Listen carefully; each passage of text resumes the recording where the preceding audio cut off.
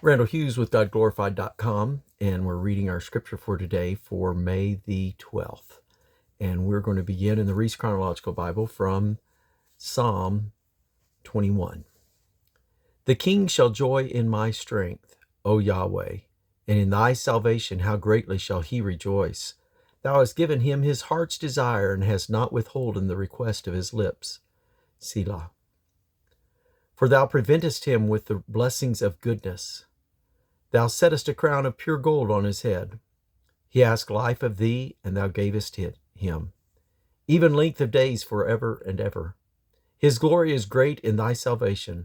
Honor and majesty hast thou laid upon him. For thou hast made him most blessed forever. Thou hast made him exceeding glad with thy countenance. For the king trusteth in Yahweh, and through the mercy of the Most High he shall not be moved. Thy hand shall find out all thine enemies. Thy right hand shall find out those that hate thee. Thou shalt make them as a fiery oven in the time of thine anger. Yahweh shall swallow them up in his wrath, and the fire shall devour them. Their fruit shalt thou destroy from the earth, and their seed from among the children of men. For they intended evil against thee. They imagined a mischievous device, which they are not able to perform. Therefore shalt thou make them turn their back, when thou shalt make ready thine arrows upon thy strings against the face of them. Be thou exalted, Yahweh, in thine own strength. So will we sing and praise thy power. And that was about 10,003 BC, now about 10,002 BC, as we began 2 Samuel chapter 13. And it came to pass after this that Absalom, the son of David, had a fair sister whose name was Tamar. And Amnon, the son of David, loved her. And Amnon was so vexed that he fell sick for his sister Tamar, for she was a virgin. And Amnon thought it hard for him to do anything to her. But Amnon had a friend, whose name was Jonadab, the son of Shimeah, David's brother. And Jonadab was a very subtle man. And he said unto him, Why art thou, being the king's son, lean from day to day? Wilt thou not tell me? And Amnon said unto him, I love Tamar, my brother Absalom's sister. And Jonadab said unto him, Lay thee down on thy bed, and make thyself sick. And when thy father cometh to see thee, say unto him, I pray thee, let my sister Tamar come and give me meat, and dress the meat in my sight, that I may see it and eat it at her hand. So Amnon laid down and made himself sick. And when the king was come to see him, Amnon said unto the king, I pray thee, let Tamar my sister come, and make me a couple of cakes in my sight, that I may eat at her hand. Then David sent home to Tamar, saying, Go now to thy brother Amnon's house, and dress him meat. So Tamar went to her brother Amnon's house, and he was laid down. And she took him flour, and kneaded it, and made cakes in his sight, and did bake the cakes. And she took a pan, and poured them out before him. But he refused to eat. Amnon said, Have out all men from me. And they went out every man from him. And Amnon said unto Tamar, Bring the meat unto the chamber, that I may eat of thine hand. And Tamar took the cake which she had made, and brought them into the chamber to Amnon her brother. And when she had brought them unto him to eat, he took hold of her, and said unto her, Come lie with me, my sister. But she answered him, Nay, my brother, do not force me, for no such thing ought to be done in Israel. Do not thou this folly. And I, whether shall I cause my shame to go? And as for thee, thou shalt be as one of the fools in Israel. Now therefore, I pray thee, speak unto the king, for he will not withhold me from thee. Howbeit, he would not hearken unto her voice, but being stronger than she, forced her and lay with her. Then Amnon hated her exceedingly, so that the hatred wherewith he hated her was greater than the love wherewith he loved her. And Amnon said unto her, Arise, be gone. And she said unto him, There is no cause. This evil in sending me away is greater than the other that thou didst unto me. But he would not hearken unto her. Then he called his servants that ministered unto him, and said, Put now this woman out from me, and bolt the door after her. And she had a garment of divers colors upon her, for with such robes were the king's daughters that were virgins apparelled. Then his servants brought her out and bolted the door after her. And Tamar put ashes on her head and rent her garment of divers colors that was on her, and laid her hand on her head and went on crying. And Absalom her brother said unto her, Hath Amnon thy brother been with thee? But hold now thy peace, my sister. He is thy brother. Regard not this thing. So Tamar remained desolate in her brother Absalom's house. But when King David heard all these things, he was very wroth. And Absalom spake unto his brother Amnon neither good or bad. For Absalom hated Amnon because he had forced his sister. And it came to pass after 2 full years that Absalom had sheep shearers in Belazor, which is beside Ephraim, and Absalom invited all the king's sons. And Absalom came to the king and said, Behold, now thy servant hath sheep shearers. Let the king, I beseech thee, and his servants go with thy servants. And the king said unto Absalom, Nay, my son, let us not all now go, lest we be chargeable unto thee. And he pressed him, howbeit he would not go, but blessed him.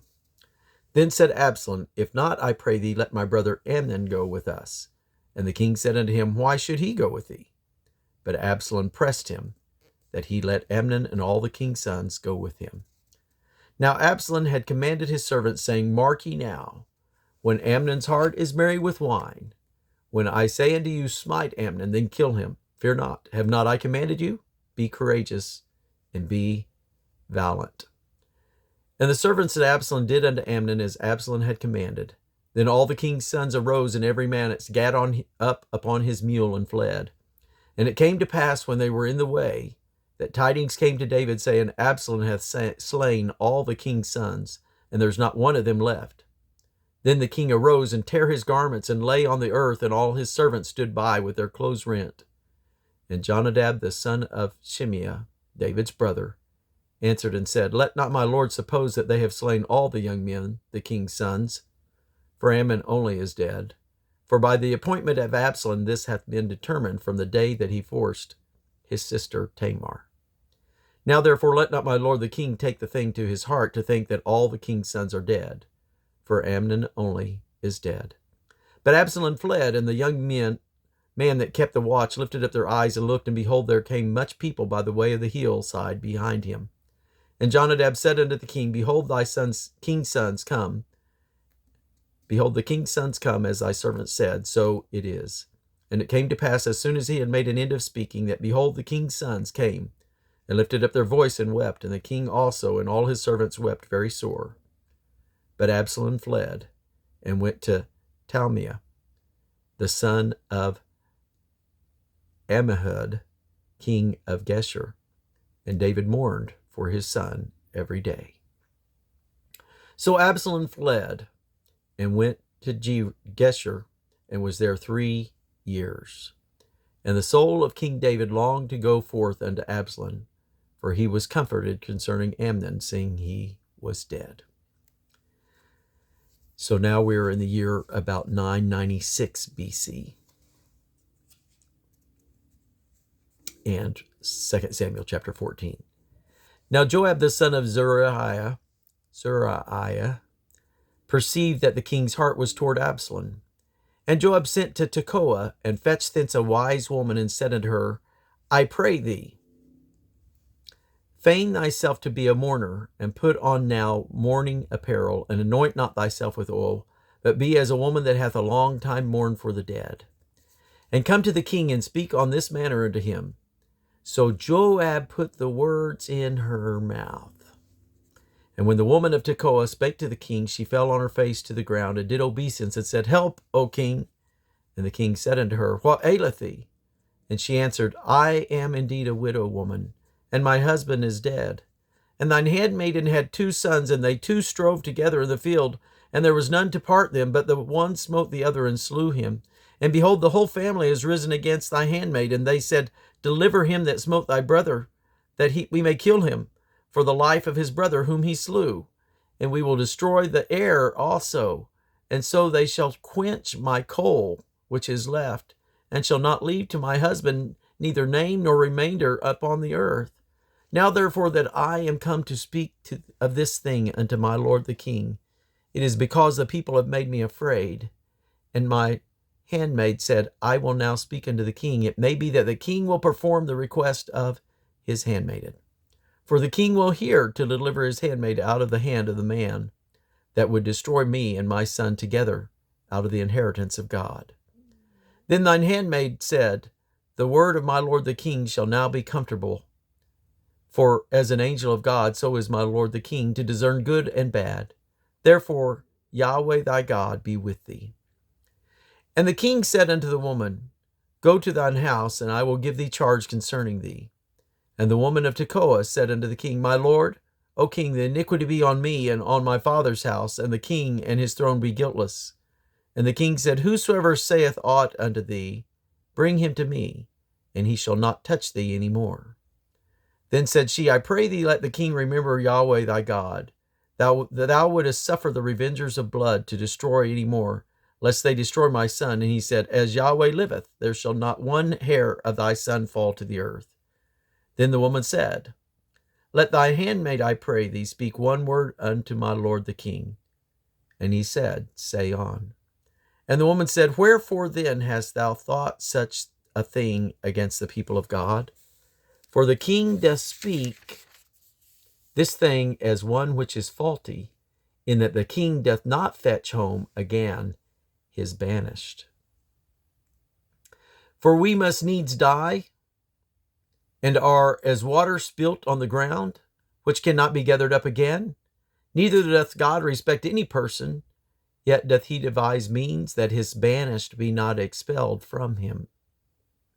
Then the king answered and said unto the woman, Hide not from me, I pray thee, the thing that I shall ask thee. And the woman said, Let my lord the king now speak. And the king said, Is not the hand of Joab with thee in all this? And the woman answered and said, As thy soul liveth, my lord the king, none can turn to the right hand or to the left from aught that my lord the king has spoken. For thy servant Joab, he bade me, and put all these words in the mouth of thine handmaid. To fetch about the form of speech hath thy servant Joab done this thing. And my lord is wise according to the wisdom of an angel of God, to know all things that are in the earth. And the king said unto Joab, Behold, now I have done this thing. Go therefore, bring the young man Absalom again. And Joab fell to the ground on his face, and bowed himself, and thanked the king. And Joab said, Today thy servant knoweth that I have found grace in thy sight, my lord, O king, in that the king has fulfilled the request of his servant.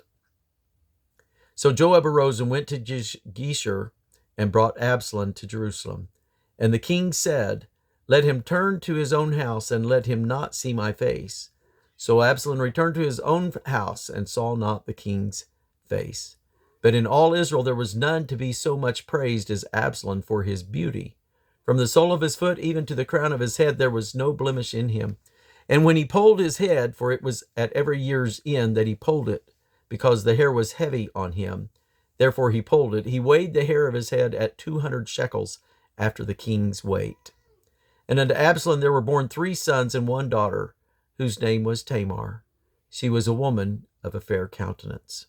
So Absalom dwelt 2 full years in Jerusalem, and saw not the king's face.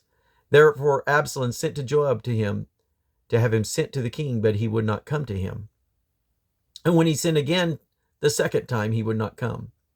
Therefore he said unto his servants, See, Joab's field is near mine, and he hath barley there. Go and set it on fire.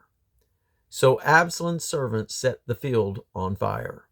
Then Joab arose and came to Absalom unto his house, and said unto him, Wherefore have thy servants set my field on fire? And Absalom answered Joab, Behold, I sent unto thee, saying, Come hither, that I may send thee to the king, to say, Wherefore am I come from Geshur? It had been good for me to have been there still. Now therefore let me see the king's face, and if there be any iniquity in me, let him kill me. So Joab came to the king and told him. And when he had called for Absalom, he came to the king, and bowed himself on his face to the ground before the king. And the king kissed Absalom. And this will conclude our reading for today, for May the 12th. God bless you.